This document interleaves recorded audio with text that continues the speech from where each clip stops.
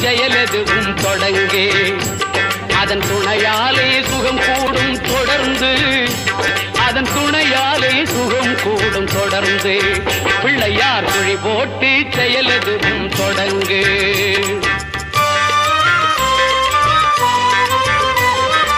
அழியாத பெருஞ்செல்வம் அவனே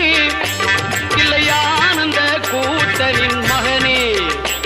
இல்லையானந்த கூத்தரின் மகனே பிள்ளையார் குழி போட்டு செயலெதுவும் தொடங்கு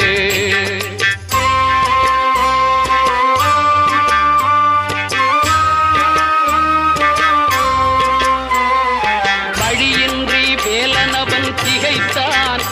குலவள்ளி அவள் கைப்பிடிக்க துடித்தான்